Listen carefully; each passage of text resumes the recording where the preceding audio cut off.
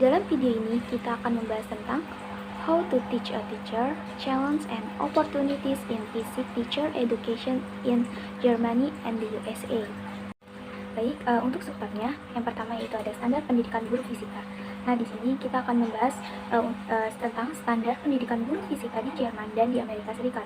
Untuk yang kedua, ada organisasi dan pelembagaan guru pendidikan. Nah, di sini kita akan bahas tentang bagaimana menjadi guru fisika di Jerman dan di Amerika Serikat. Lalu untuk yang ketiga, ada pengembangan profesional berkelanjutan.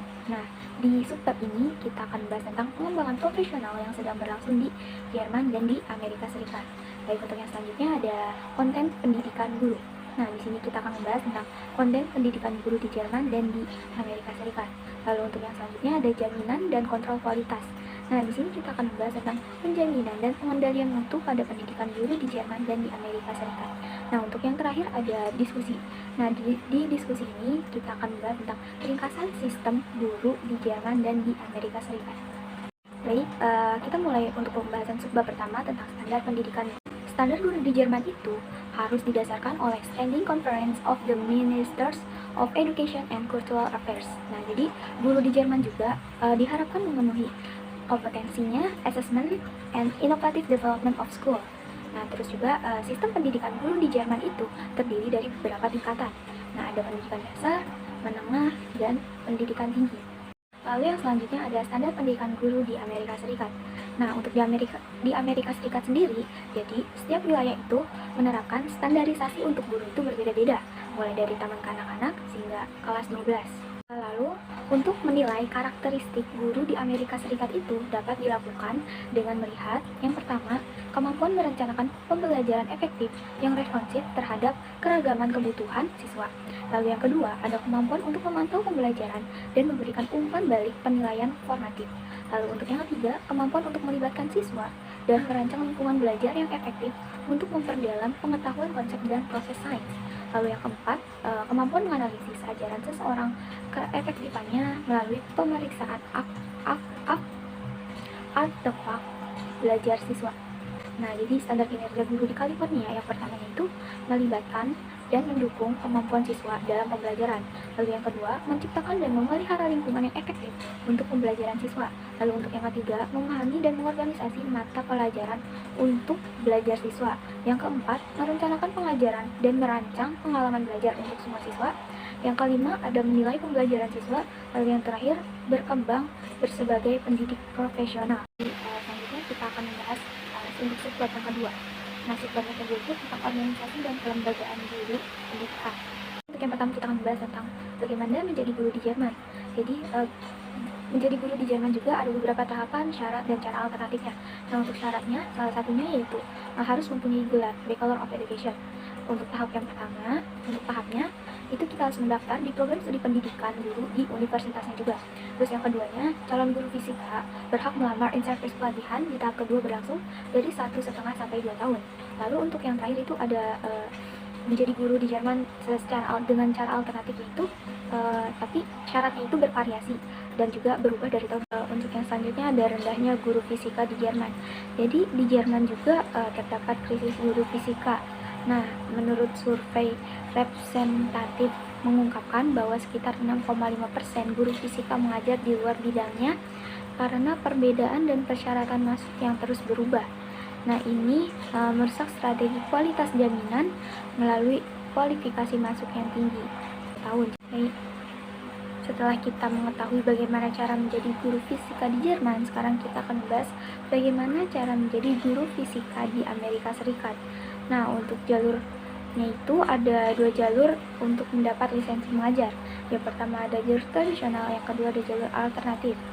Nah, untuk yang tradisional, fitur utama dari sebagian besar program lisensi tradisional adalah pengalaman mengajar siswa berbasis magang. Lalu untuk yang kedua, jalur alternatif. Jadi, apa yang memenuhi syarat sebagai persiapan alternatif berbeda-beda di setiap wilayahnya. Dan meskipun ada pengecualian, karena mendapatkan lisensi mengajar di Amerika Serikat itu sulit, jadi banyak guru yang melewatkan untuk mendapatkan lisensi mengajar dan kredensial secara bersamaan. Karena banyak guru juga yang mendaftar di sekolah swasta, karena sekolah swasta itu tidak menekankan untuk standar negara dan sering memperkerjakan guru yang tidak berlisensi.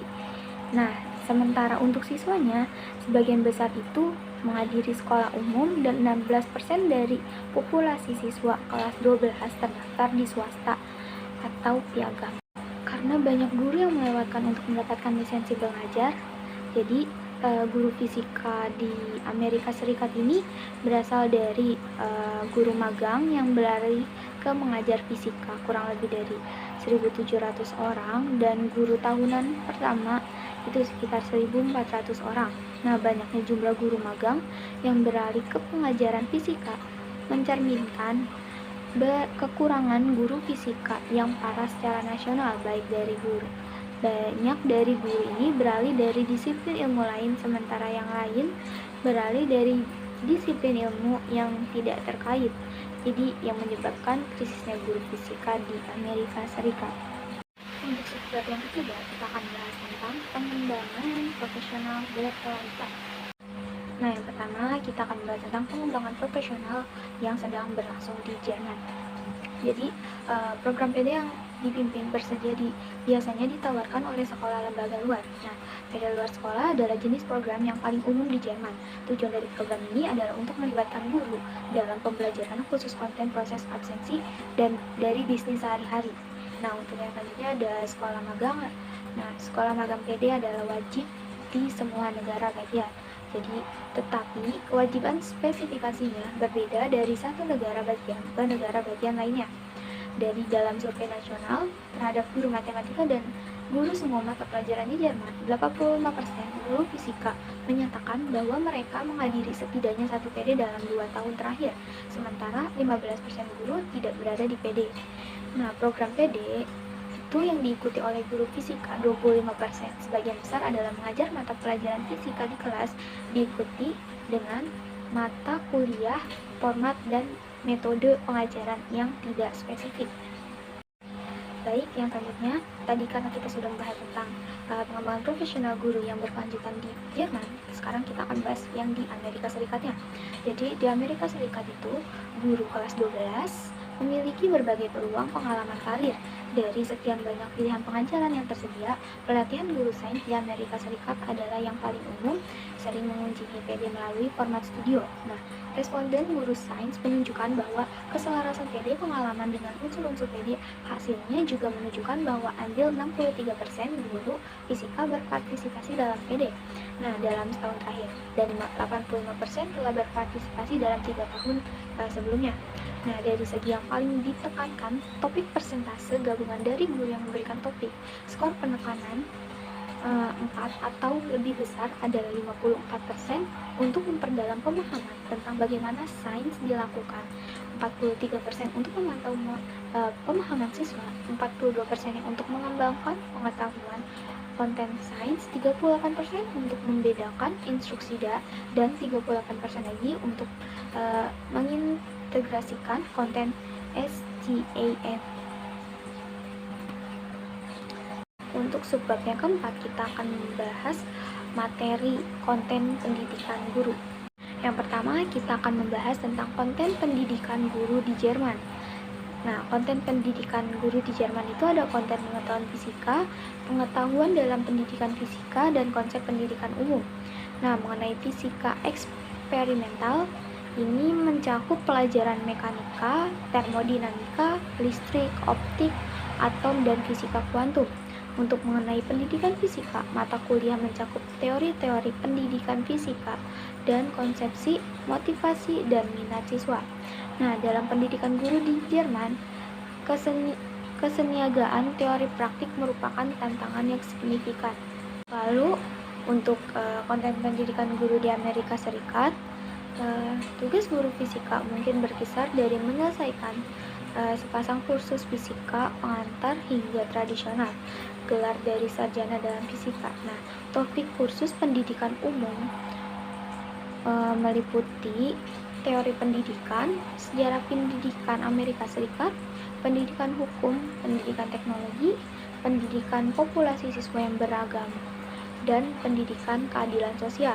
Nah, kursus pengajaran sains dirancang untuk mengembangkan PCK, Sains Umum, dan sedang diambil alih oleh campuran guru prajabatan di seluruh disiplin ilmu fungsi magang. Nah, PCK khusus fisika sistem terutama dikembangkan melalui magang. Jadi pengajar siswa memasangkan guru magang dengan guru tidak magang atau guru tetap, di mana mereka menghabiskan beberapa bulan magang di kursus sains sekolah menengah. Saat mengajar siswa, guru prajabatan memimpin beberapa unit pengajaran bersama pengawasan dan dokumen dari in-service teacher and supervisor universitas. Bab kelima, kita akan bahas tentang jaminan dan kontrol kualitas. Baik, penjamin dan pengendalian mutu pada pendidikan guru di Jerman. Yang pertama, status guru di Jerman. Jadi, minoritas guru itu berstatus karyawan. Artinya, mereka dipekerjakan berdasarkan kontrak mengikuti Undang-Undang Ketenagakerjaan Umum. Untuk gaji guru di Jerman, skala gaji guru di Jerman itu menengah rata-rata, sebanding dengan profesi lain yang membutuhkan gelar master di Jerman. Lalu yang selanjutnya ada pendaftaran menjadi guru yang rendah. Nah, karena jumlah pendaftaran yang rendah, program untuk guru fisika tidak harus menggunakan prosedur seleksi apapun. Syarat menjadi guru di Jerman. Nah, seseorang harus menyelesaikan fase kualifikasi yang panjang dan sangat terstruktur untuk berhak melamar mengantarkan sebagai guru.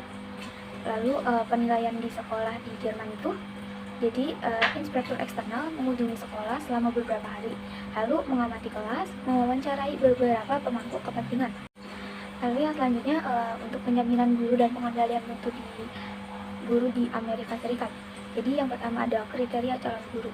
Nah, di Amerika Serikat ini negara bagian biasanya mewajibkan calon guru untuk lulus penilaian pengetahuan konten yang relevan, pengetahuan pedagogis, dan keterampilan dasar.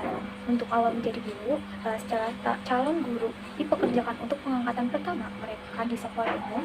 Mereka biasanya menjadi pegawai distrik sekolah yang ditentukan secara geografis. Nah, 2 sertifikat mengajar lanjutan, jadi sementara atau masa percobaan yang bersamaan dengan pendaftaran di program induksi. Dan yang kedua diterima setelah menyelesaikan program induksi dan demonstrasi awal keefektifan mengajar. Lalu untuk tes negara, sejauh mana pertumbuhan siswa pada tes negara merupakan faktor dalam evaluasi guru dan pilihan faktor evaluatif lainnya diserahkan sepenuhnya kepada masing-masing sekolah atau universitas. Lalu yang selanjutnya ada evaluasi guru tahunan. Jadi ketika guru dievaluasi, sumber bukti utamanya tentang keefektifannya di luar hasil siswa adalah pengamatan pengajaran. Lalu untuk indikator kinerja, nah prestasi siswa dalam matematika dan seni bahasa Inggris atau kemampuan bahasa Inggris untuk pelajar bahasa Inggris, tingkat kelulusan dan kualitas sekolah. Lalu yang selanjutnya ada diskusi. Nah, dari diskusi ini melihat dari dalam sistem sekolah secara umum satu perbedaan yang signifikan antara Jerman dan Amerika Serikat. Nah, menjadi fisika sebagai mata pelajaran wajib bagi semua siswa di sekolah menengah di Jerman dibandingkan dengan sistem dengan lebih banyak kursus pilihan di Amerika Serikat. Penting untuk dicatat bahwa Jerman standarnya dirumuskan dari ini. Nah, ada perbedaan antara Jerman dan Amerika Serikat mengenai program persiapan calon guru fisika. Nah, di jalur tradisional di Jerman, guru fisika masa depan mendaftar dalam program pendidikan guru langsung dari awal. Nah, pengembangan PCK dan TK dalam studi sarjana mereka, meskipun Universitas Amerika Serikat juga menawarkan program persiapan guru fisika sarjana, kebanyakan dari mereka pasca sarjana muda dan tidak fokus pada fisika. Pengalaman mengajar dalam program Amerika AS ini mirip dengan semester praktis yang dilaksanakan di sebagian besar negara bagian Jerman. Lalu yang selanjutnya ada kesimpulan. Nah, dari kesimpulan semua materi ini dapat kita simpulkan bahwa panjang keseluruhan pendidikan guru di kedua negara bagaimanapun adalah relatif mirip. Selain itu, pendidikan guru cukup mirip di keduanya, selepas dari perbedaan antara tradisi pendidikan dari kedua sistem tersebut. Jerman dan Amerika Serikat masing-masing harus memperhatikan kekurangan guru fisika dan kecilnya jumlah siswa yang mendaftar dalam program persiapan guru. Baik, sekian dari saya. Kurang lebihnya mohon maaf. Wassalamualaikum warahmatullahi wabarakatuh. Sampai jumpa.